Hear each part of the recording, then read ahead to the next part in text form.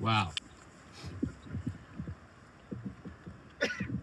I think a theme that has been developed here today with the speakers that you've heard, and the conversations you've had with one another is legacy. Um, Uncle Bill was as kind as he was successful. You don't find that very often. Legacy is built and created by your actions, and the impact that you make on others.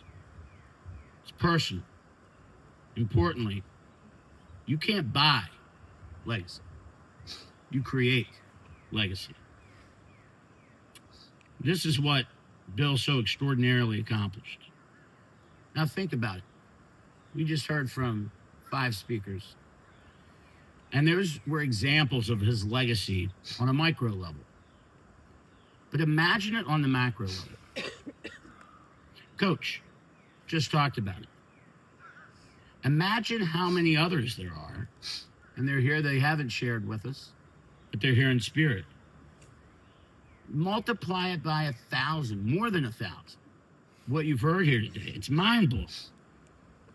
You know, I may never reach that level of legacy of Uncle Bill, but he's inspired me to sure as hell try. In 2023, my best friend was also taken by that evil enemy that we know as cancer. In this situation, it was a glioblastoma, a brain tumor. I lived in Nashville, Tennessee, and I would often go down, and probably about every other week, from Charleston, West Virginia, and spend 2-3 days with him. And I'd always sleep. He got to the point where he was just staying in a chair. He couldn't sleep in a bed, and that's where he slept. And I would sleep on the couch right beside him. I wouldn't go to the guest room. I'd stay right there. He left 2 children, 8 and 10, two young boys. And they would come down every morning before they went to school, and he'd say one thing to them. He'd say, do something nice for someone today. That's what he told his sons every day before they left for school. That's simple, isn't it? But it's pretty powerful. Imagine if everyone did that. Well, someone did that every day. And that was Uncle Bill. And you don't have to take my word for it. You heard it previously today. And again, multiply it by 1,000. And you can take it from the person that's standing or sitting right next to you right now. It's truly remarkable legacy. And that legacy, more than anything, sits right in front of me, right here, and just spoke to you all and expressed such amazing courage in sharing her thoughts. I'm going to talk about Katie's wedding, Katie and Patrick's wedding. My goodness. I've never seen anyone beam with pride. But Bill was a perfectionist. And we all know that. And we all know that shortly before, he had lost the love of his life and Katie's mother, Sue. So at the wedding beforehand, the morning of, he came to me and said, hey, man, can you just kind of hang out throughout the day? It's going to bounce some things off of you and things like that. And I, of course, was honored to do so.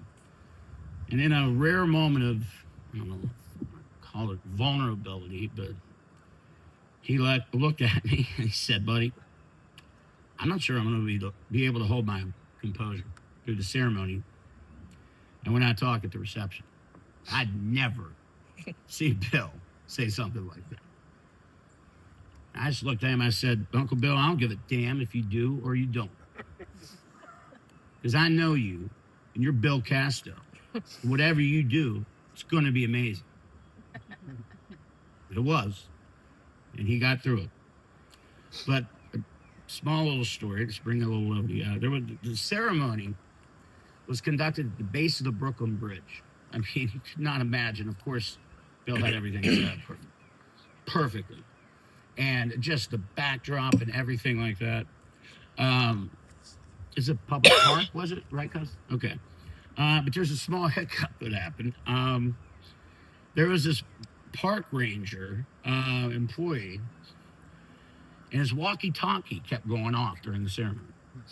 All right, kept getting messages, beep, things like that. Well, I saw Bill. He just gave one of these looks. You could look at it on the front of your programs, but not with that subtle smile. Yeah. And I felt he was staring right through me, as if to say, "You gonna take care of this?" And I think Uncle Rick thought the exact same. It's like he was looking at us both. So Uncle Rick and I didn't even communicate. It's like we both stood up at the same time, walked over to this park ranger. I said, "How you doing, man?" "Good." I said, "If that goes off one time, I'm throwing it in the Hudson." And Uncle Rick said, "And then I'm throwing you in behind it." We didn't hear from that walkie-talkie again. He did. Bill experienced tragedy in losing Sue. But he was so blessed and so lucky then to find Betty Fitz, who's here today, who, I don't know if you call it luck. I think Coach and all you athletes out here would appreciate. I think that it was the golfer Nick Faldo one time they asked. They said, "Hey, on 16 today, you got awful lucky with that that third shot." He said, "You know what? It's funny. The more I practice, the luckier I get." So people like Bill, he wasn't just lucky to find Betty. They found each other. So I wanted to talk about Patrick and Katie. If you haven't got a chance to meet Patrick, Rick talked about it. Do yourself a favor. He's vivacious. He's intelligent, and more than anything, he made it past Bill Casto and married his daughter. But and this is no offense, but considering Katie, there's a story. My cousin Jessica, Bucky's daughter, who's right here, my loyal chief of staff for the ceremonies. She told me a story yesterday, and it just made me think of these two. So apparently, Barack and Michelle Obama were at dinner one night at this fancy restaurant right outside of Chicago. And Michelle had dated the head chef in college. So he'd come out and introduce himself and whatnot. And Obama kind of sat back, Barack did, and said, "Hey, just think, if you'd married him, you'd be married to the head chef." Michelle looked at him and said, "No, Barack, if I'd have married him, he'd been president."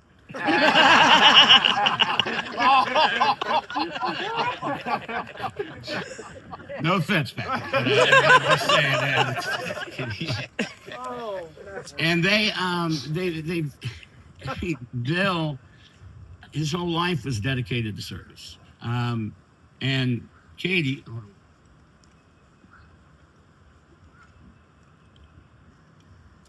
done the same. I mean, we talked about it. We've heard their accomplishments. And me, I'm a lawyer, so I don't know. I mean, I am a civil rights lawyer, but I am still a lawyer. Quick story, and I called and told Bill this the moment it happened.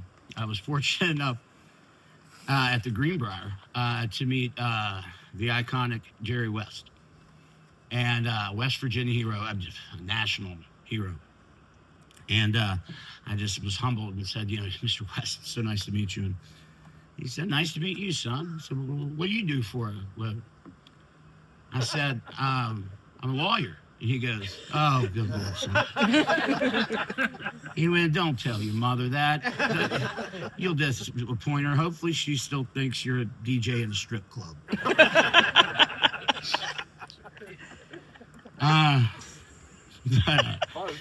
Yeah. And so another service that Bill provided, I don't think that's been really talked, about was he was brilliant at bringing people together. Talked to John today, talked to Larry, talked to Bo, like we went through his files and he has these flyers and it's labeled outside 1960s friends where he would send to get everybody together every year.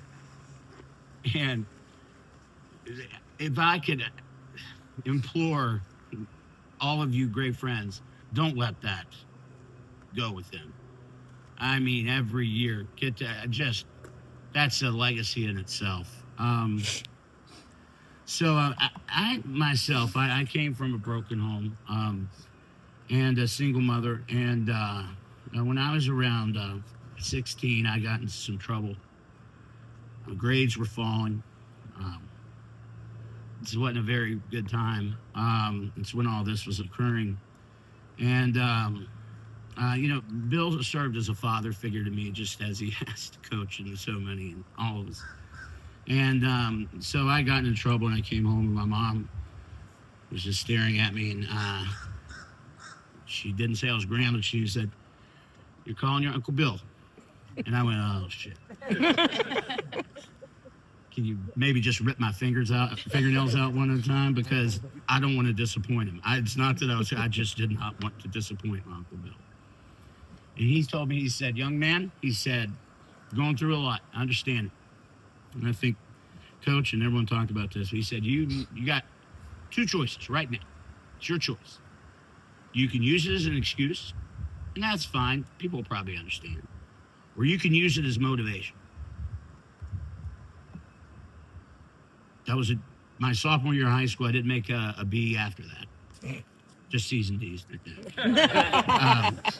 But that's what I always remember. He was so much more than just an uncle to me. He and I, we had many conversations throughout his life. And mine about life, love, football, and all sports, but mostly about King. And they were great conversations, and ones I'll remember my whole life. Coach Tony Dungy once said, quote, "God's definition of success is really one of significance. The significant difference our lives make in the lives of others."